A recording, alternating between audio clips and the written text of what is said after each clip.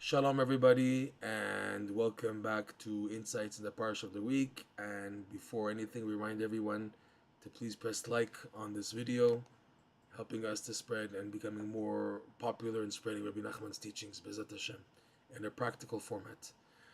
Insights in the Parsha of the Week, Parshat Vayeira, which is obviously a very rich Parsha. I mean, can't say that about any other Parsha. Every Parsha is rich. Everyone has the same focus, same category. But this week it is so much.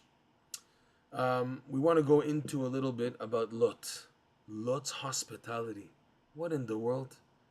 If the Torah is telling us already that Lot is such a rasha, such a wicked person, then it tells us that he gave them to eat matzot. He gave the angels to eat matzot, and like Rashi says, it was Pesach. So what? It was Pesach.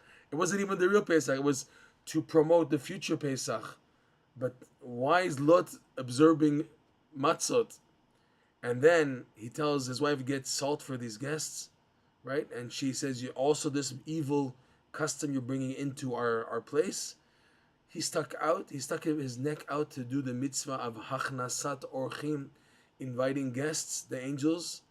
Okay, the Torah this week's parsha gives a few good points of Lot, which obviously because of the good points hidden in Lot, he was saved.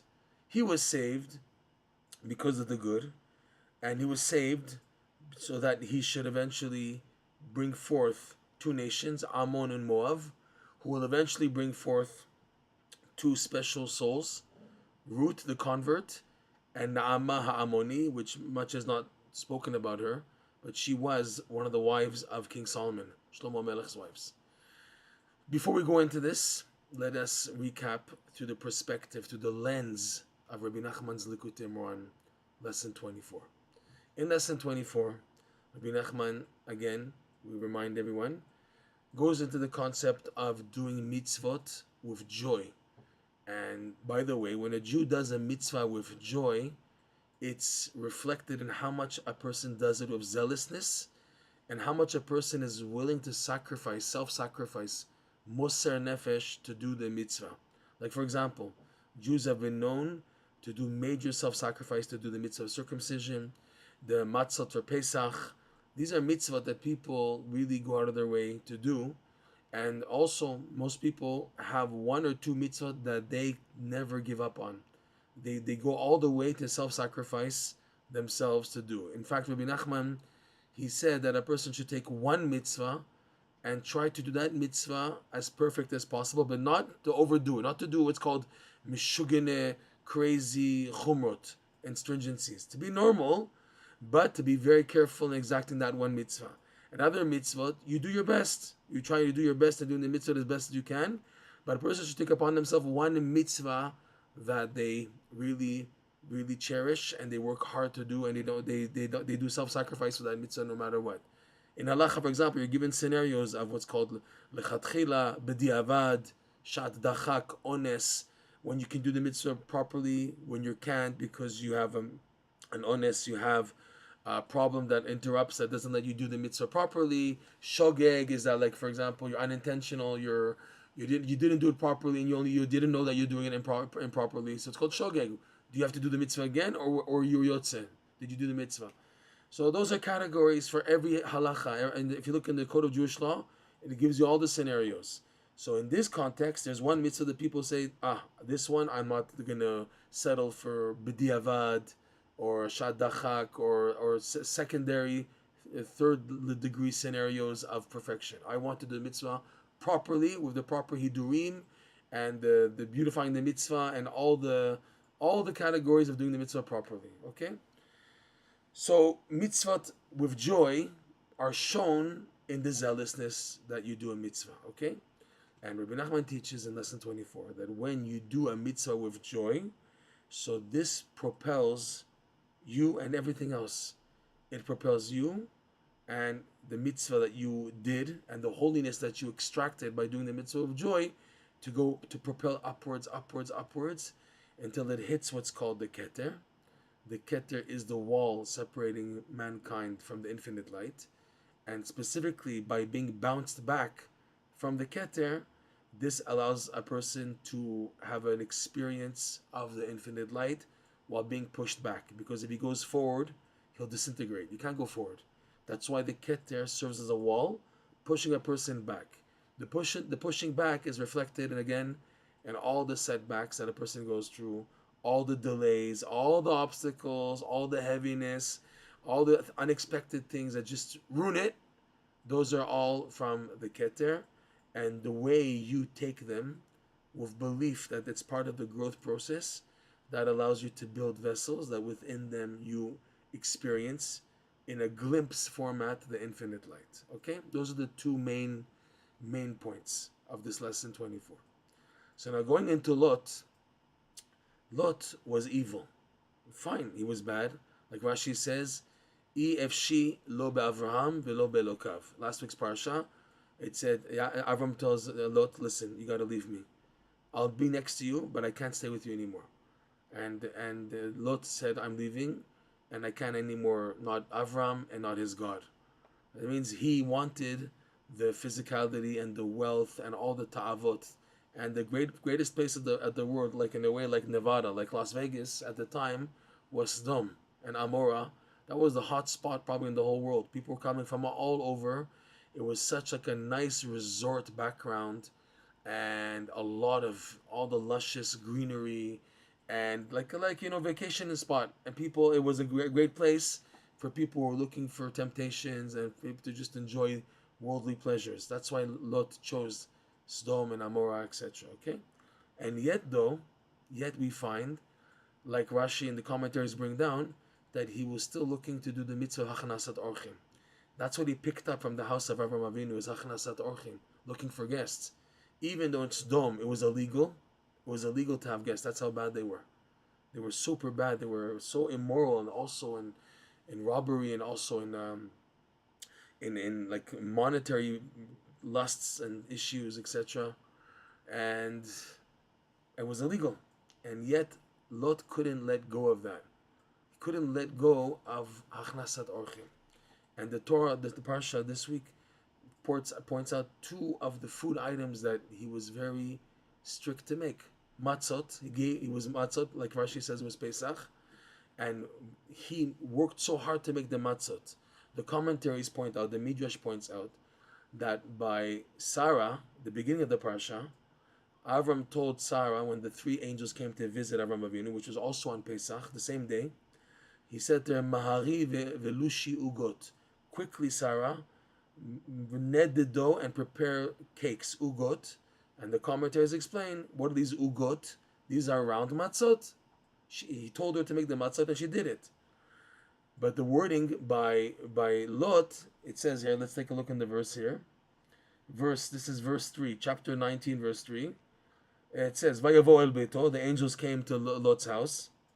Vayas lahem mishten, he made for them a suda.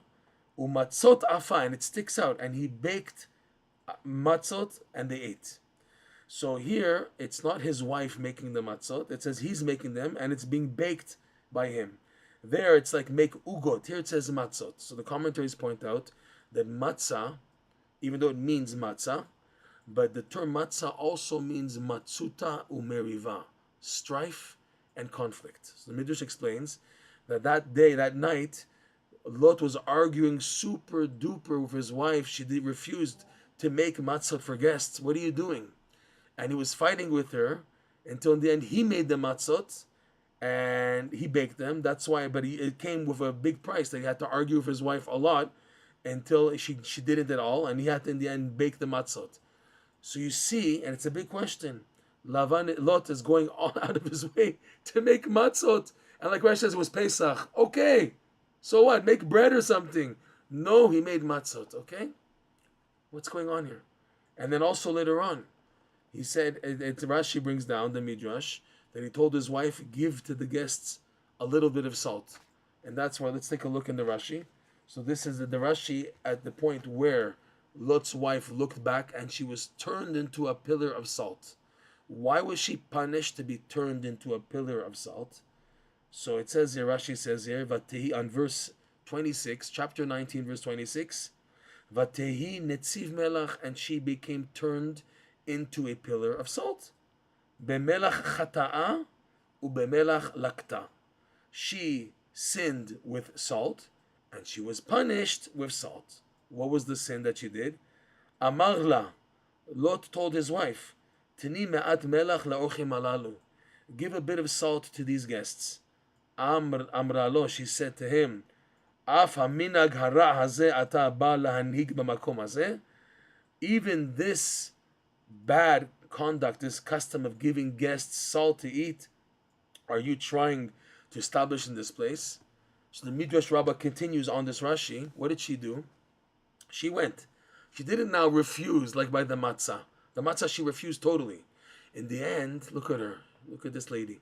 She went to go to the neighbor's house, and another asking for salt. She said, listen, she knocked on the neighbor's door in Sodom.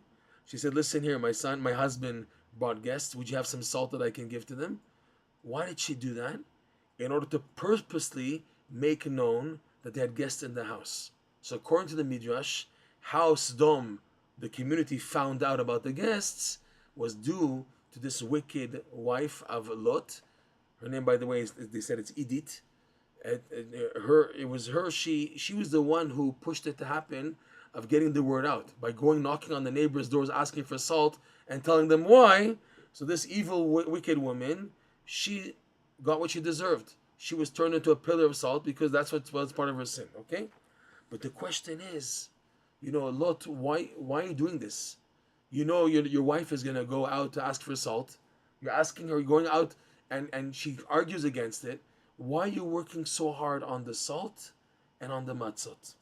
So the matzot and the salt correspond to, we can see in perspective of this lesson, the two aspects that even Lot wanted to get to. Lot knew deep down inside the secret of the power of a mitzvah. But he said, I can't. It's too hard for me to commit. I can't. And yet, though, in his subconscious, his inner essence, he did want. The inner essence good of Lot eventually came out in his two descendants. The two descendants of Ruth and Naamah, who are major factors in the Jewish people. Ruth being the ancestor of King David. Okay? She converted. She married Boaz. They gave birth to Oved. Oved had Yishai. Yishai, the father of David HaMelech. Okay? She has a part in the final rectification of this world, the Mashiach coming. Ruth, who came from Lot. And Naamah, being also a progeny, marrying into the Davidic dynasty, becoming a wife to Shlomo HaMelech and his descendants. Okay? She's also part of the picture here. The Davidic dynasty, Naamah HaAmoni, and also Ruth HaMoaviyah.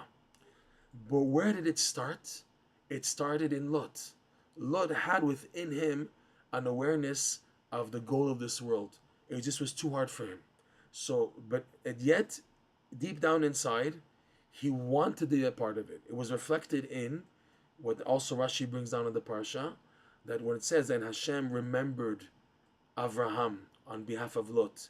In other words, when overturning Sodom, and then Lot requested to make this city of Tza'ara to spare it so he can stay there, because it was relatively newer, 1 year younger than the other cities of Sodom. So it says in the verses in the Torah that Hashem remembered Avraham on behalf of Lot. So Rashi says, what did he remember? He remembered that when Avraham snuck to Egypt and he hid Sarah. He didn't snuck, he hid Sarah in a chest so they shouldn't see her beauty and want to take her to marry the king of Egypt, Pharaoh. So when they opened the chest and they saw Sarah, and they asked Avraham, who is this? And he said, this is my sister. And at that point, Lot, who knew the truth that it's not his sister, it's the wife, but he remained silent. He remained silent in order to protect, for the benefit of Avraham and Sarah, that no one should get hurt. So Hashem remembered that, the favor that Lot did. Why would Lot do that? Because Lot represents a person who falls super duper low in life, falls to all the atrocities and abominations and ta'avot and lust and desires and crazy things, but deep down inside he has what we call in Yiddish a Jewish spark, some holy spark. Lot's holy sparks were very high, and specifically they were so high, he fell so low. Because that's the way, when holy sparks come down to the world, the evil only agrees to allow it, quote unquote, as if we need their permission, but that's how it is. Everything's messed up. So to allow for good to come to the world, they agree if the high level of good comes in such an upside down, messed up, mixed up scenario, which was the case of Lot, who was so immoral, he had relations with his two daughters.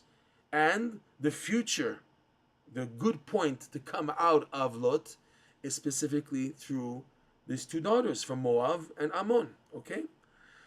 And so it's like so knowing all this, Lot was aware of the purpose of life. The purpose of life, like Rebbe Nachman teaches, is to connect to the infinite light. When you connect to the infinite light, what happens is you're able to allow more of a perception of God to radiate into the world. That's why the Hashem created the world. Hashem created this test of the world. Begin, like the Zohar says, begin in order to make Hashem known in the world. That people should know there's a God, there's a creator, and you can't just do what you want. There's someone behind this funny world, this really concealed and hidden and topsy-turvy and twisty-turvy race-like world that we're in. Okay, so going back, Lot was aware of this, and he knew of the 2 points of how to come to the purpose of creation. One is to serve Hashem, okay, with joy, and one is to reach a high level of intellect, which will be the basis for the infinite light. So matzah is not chametz. What's so significant about matzah that Lot made? Pesach haya, okay? Pesach haya, and he made matzot. Matzah is a level of intellect, like Rav Nosson explains in Likutey Moharan, that has no chametz, has no leavening. Leavening is when you allow the mind to become soured. There's leavening agents. That's the danger zone of life, where a mind is leavened and there's room for doubts, for confusion, for distorted imagination in the mind. Matzah is none of that. Matzah is a holy level of perception, where it's only emunah. It's intellect that has no time to become soured and fermented, fermentation of the mind, where there's only direct contact to the light, the goal, which is emunah. So he made matzot, okay? Because he knew that that's the goal. And Pesach is the time for that, because Pesach is the idea where a person skips over. The word Pesach means to hop over, to skip over, to jump over. Like Hashem jumped over to save the Jews from amongst the Egyptians. That's why we commemorate the holiday. It's called Pesach. What it means also on a practical level is that there are times in life, the highest times of life, where you just have to jump in. You skip. No, try to understand. No, just emunah and jumping in. So matzah connotes this high level of intellect, which is so connected to emunah. And like Rebbe Nachman teaches, that's the prerequisite for activating the infinite light, the Keter, the gateway to the infinite light. But the prerequisite to that is simcha. Simcha is something which is enjoyable, happy to do it. When you have food, if it's just with not salt, it's just like dull and bland food, it's not tasty, it's not enjoyable. How do you make normal food enjoyable? You add salt, right? When a chef, he tastes the food to see if it's bland or it's tasty. He doesn't add sugar, he adds salt. Melach is considered something which brings life and vigor and enjoyment, okay? You add salt to food because it enhances everything. So too, a simcha, joy, enhances the mitzvot you do, right? That's the idea of the melach, the salt that was on the altar in the holy temple, in the Mishkan. Every sacrifice had to have salt on it, because the idea of salt, like Rashi says, it's healthy and it brings life, believe it or not. It's mavri, okay? And that's the idea of simcha. So Lot knew that the key of life is simcha and perceiving the infinite light. And with these guests coming, he took the opportunity to do the mitzvah achnasat orchim, even though it would be so difficult, because he knew that this is an opportunity to remind the inner good sparked inside of him, hidden deep inside, that this is the way to activate it. And he, by the Torah telling us that he went so out of his way, such self-sacrifice to make the matzot, and then putting himself in danger to tell his wife about the salt, and she went out to get it, and he knew that that would ruin everything. Okay? So these two items activated the simcha of the mitzvah hidden in Lot, and also the reaching of the infinite light intellect, which is hinted to in the matzot. And with these 2 points was now the preparation for the next stage, where he had to now have relations with his daughter, which is called the concept of entering the domain of exchanges. What is it to have relations with your daughter? That's totally forbidden, totally upside down, and yet the holy sparks of David HaMelech and Naamah Ammoni, David HaMelech, eventually came from these 2 sparks of Ruth and Naamah Ammoni, from these 2 relations with the oldest daughter, which came forth Moab, and the youngest daughter, which came forth Ammon.